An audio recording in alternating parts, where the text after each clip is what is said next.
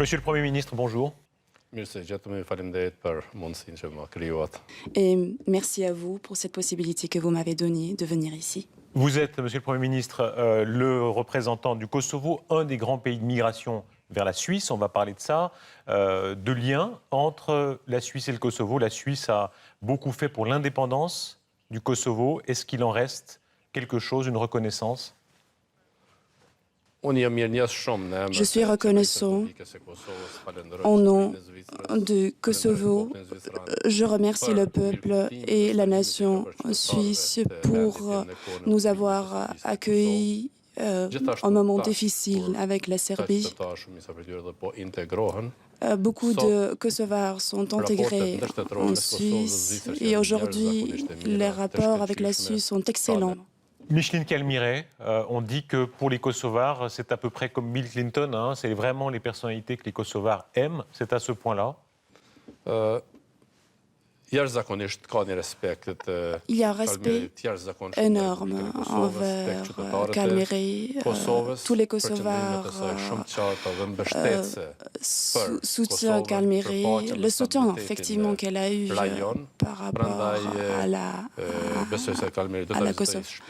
Et j'espère que Calmiret pourra venir nous rendre visite au Kosovo et nous serons reconnaissants.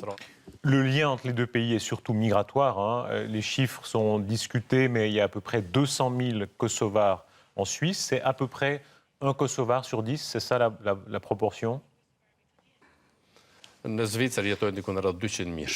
y a à peu près 200 000 Kosovars qui travaillent, qui sont venus pour des raisons économiques ici.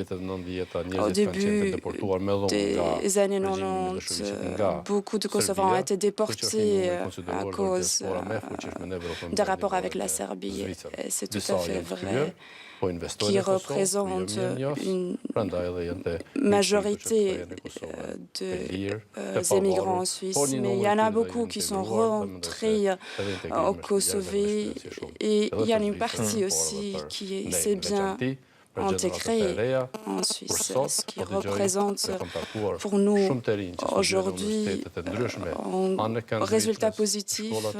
J'ai rencontré beaucoup de Kosovars qui sont intégrés, qui étudient, qui travaillent en Suisse. Et la Suisse représente un symbole très important pour nous, pour la jeunesse kosovare et pour les Kosovars qui sont nés en Suisse. On va parler de l'intégration qui fonctionne et de l'intégration qui ne fonctionne pas. Les sujets de fierté, alors on cite toujours Shaqiri, évidemment, le footballeur. Nous sommes très orgueilleux et très fiers des Kosovars qui sont en Suisse, en particulier pour le footballeur. Et on espère aussi que la Kosovo aussi devront faire partie et pourront aussi jouer en tant que nation au FIFA. Et je remercie le monsieur Blatter pour sa position très claire aussi, afin que la Kosovo puisse aussi prendre partie à la compétition internationale. Pour cette raison aussi, mon fils aussi, il suit les matchs et il suit toutes les autres équipes, mais l'équipe kosovare aussi, évidemment. Et évidemment, la nationale suisse reçoit un soutien particulièrement important en Kosovo parce qu'il y a un numéro considérable de footballeurs qui jouent dans la nationale suisse. Il y a à peu près 50 000 binationaux, des gens qui sont et suisses et kosovars. Dans le cœur, qu'est-ce qu'ils sont d'abord ? Est-ce qu'ils sont d'abord kosovars, d'abord suisses ? C'est des personnes qui sont venues ici avec leur famille et ont été instruits en Suisse. Et c'est vrai qu'ils ont aussi la nationalité suisse. J'ai rencontré certaines de ces personnes. Ils sont très liés au Kosovo. Et les Kosovars aussi sont évidemment très fiers des Kosovars qui se trouvent en Suisse. Est-ce que vous reconnaissez aussi le problème de cette partie des Kosovars qui sont mal intégrés? Il y a une importante criminalité kosovare en Suisse, vous le savez. Est-ce que vous reconnaissez ce problème-là? Il y a des phénomènes négatifs qui se présentent partout, dans tout pays. Mais il faudrait effectivement se focaliser plus sur les succès, sur les cas d'intégration, dans tout ce qui a été tout ce que les Kosovars ont fait de positif. Et pour ce qui concerne le phénomène de non-intégration, je veux remercier tous les cantons, la Suisse en général, les Suisses en général, le respect et l'aide qu'ils ont donné aux Kosovars à s'intégrer, des footballeurs qui se sont intégrés en Suisse jusqu'à des étudiants qui travaillent et qui ont fait auparavant des Suisses. Et c'est vrai qu'il y a eu des déviations, c'est des déviations qui ne se concernent pas seulement des Kosovars du Kosovo, mais aussi des autres communautés qui sont venues en Suisse. Est-ce que ça vous heurte? Est-ce que ça vous choque? Vous avez passé plusieurs années à Zurich, on en reparlera tout à l'heure, donc vous lisez un journal comme le Blick, qui très souvent insiste sur les crimes commis par des Kosovars. Ça vous choque? Je ne souhaite pas du tout parler de ce qu'ils disent et ce qu'écrit ce type de journaux. Je veux pas du tout parler de ces faits. Je vais plutôt me focaliser, se concentrer sur tout ce qu'il y a de positif. Vous avez été exilé en Suisse, vous avez été 4 ans en Suisse, depuis 1994 à 1998. Le premier souvenir, quand vous êtes arrivé en Suisse, c'était quoi? Mon premier souvenir, c'est le contact avec les personnes, ces personnes qui m'ont accueilli, avec leur contact avec l'étranger aussi. Et les possibilités que les Suisses créent pour les étrangers. Et le résultat, c'est que je me suis intégrée tout de suite. Les personnes comme moi qui sont venues en Suisse ont eu la possibilité tout de suite de s'intégrer, trouver un travail, étudier. Personnellement, j'ai eu la possibilité d'apprendre beaucoup en Suisse. Vos premiers mots en suisse allemand, c'était quoi? Dites-nous quelques mots en suisse allemand.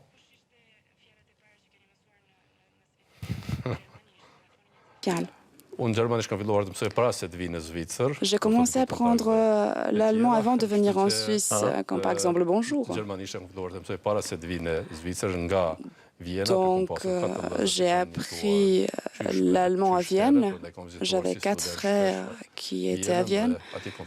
Et c'est là-bas que j'ai commencé et que j'ai appris dans un institut de langue d'apprendre les premiers rudiments de la langue et après à Fribourg. Vous étiez requérant d'asile. Vous avez été condamné à 22 ans de prison sous l'époque de la Serbie, accusé d'avoir attaqué une patrouille serbe. Qu'est-ce que vous avez appris dans cette période de fuite, un peu de clandestinité? Qu'est-ce que vous avez appris de cette époque?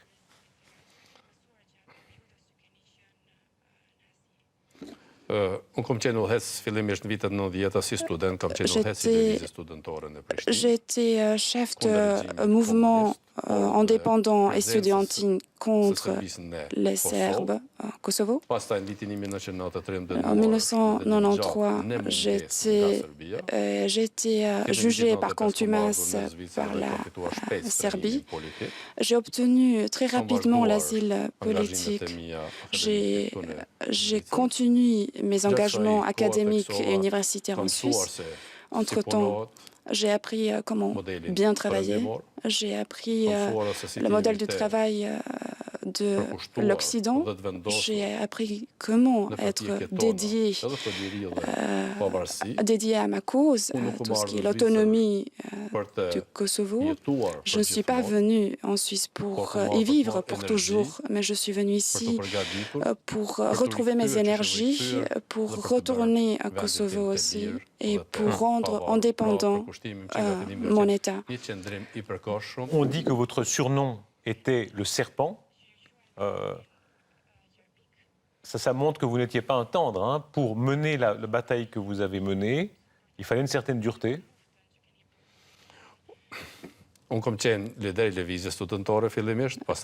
Tout au début, j'ai commencé avec le mouvement estudiantine. Après, j'étais avec l'armée de libération du Kosovo. Dès le début, jusqu'en 1991, j'étais aussi à Rambouillet, donc je représentais le Kosovo. Donc, juste de Rambouillet jusqu'à 2000, j'ai toujours eu un engagement politique en tant que chef de délégation du Kosovo. En Suisse, vous avez eu les soutiens les plus forts, celui de Mme Micheline Calmiret. Vous avez eu aussi les critiques les plus fortes. C'est en particulier le rapport de Dick Marty au Conseil de l'Europe, qui vous accuse personnellement d'avoir participé au trafic d'organes. Avec le recul du temps, vous avez eu des mots très durs sur Dick Marty, vous les maintenez? Alors,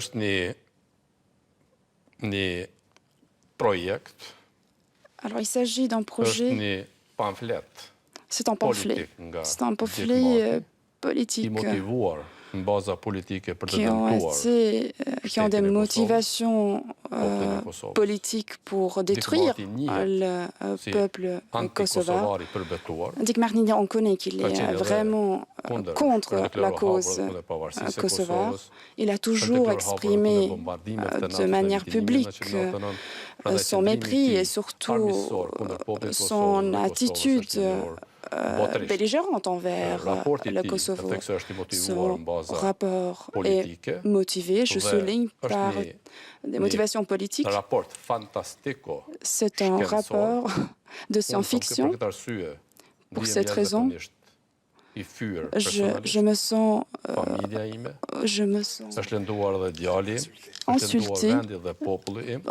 insulté. Je me sens insulté vers mon pays, ma famille.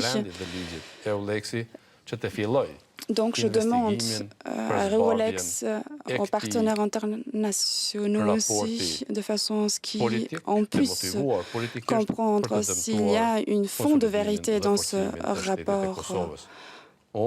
Personnellement, je crois seulement à la vérité et je crois que la vérité un jour sera claire pour tout le monde. Je crois seulement.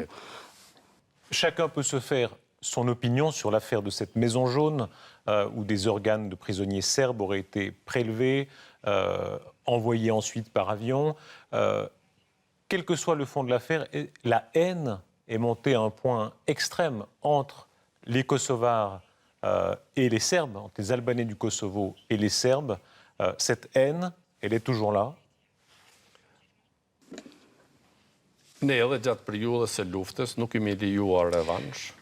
Pendant aussi la période de la guerre, on n'a jamais demandé de la vengeance, même si les Serbes ont fait vraiment des actes très graves envers ma famille, même si la Serbie a commis des actes génocides.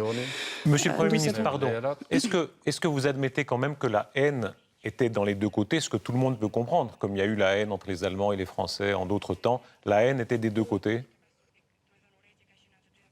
Mon peuple n'a pas commencé par la guerre à cause de la haine envers la population serbe. Nous avons commencé la guerre pour atteindre l'autonomie et l'indépendance. Ce n'était pas une guerre contre n'importe qui, c'était une guerre contre les Serbes, contre cette présence qui s'est présentée depuis plus d'un siècle. Et ils étaient là, ils ont commis des actes de génocide. Et pour atteindre la liberté.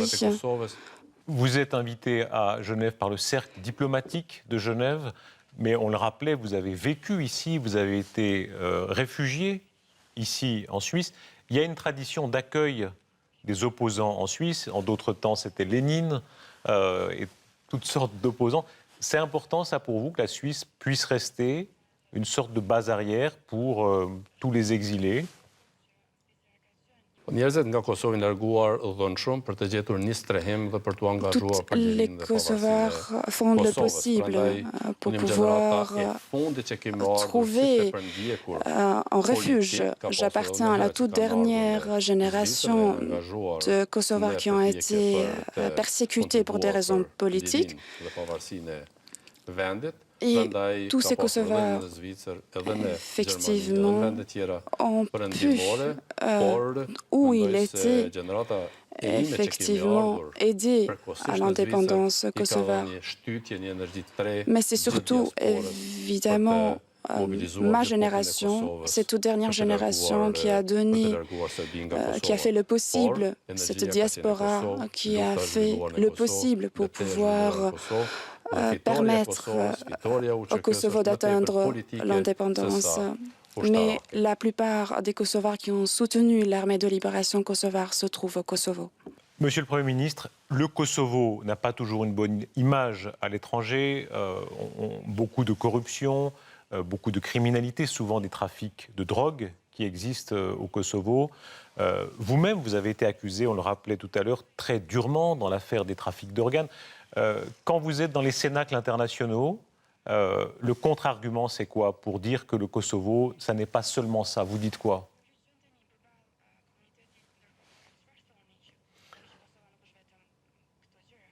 Kosovo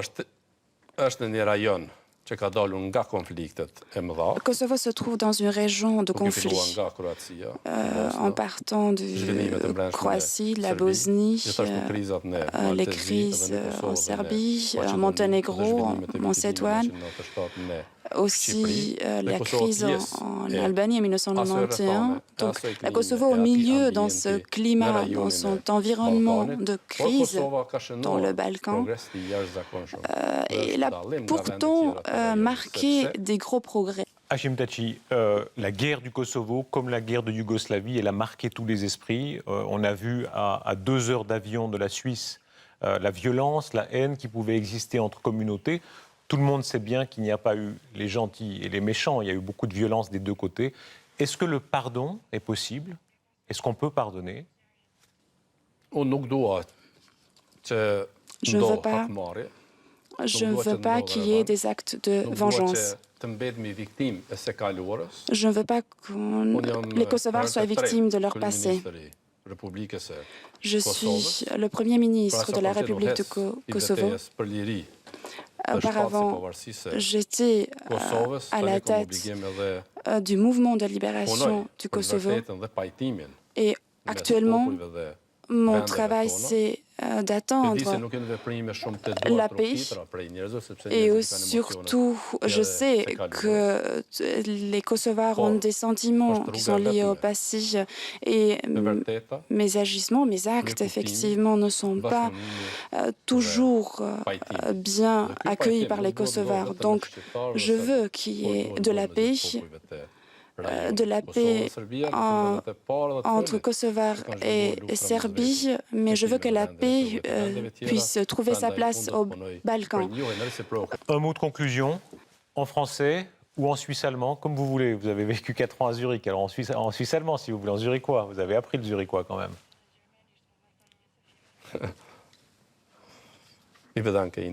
Ah, danke sehr. Merci beaucoup, Monsieur le Premier ministre. Merci beaucoup. Merci.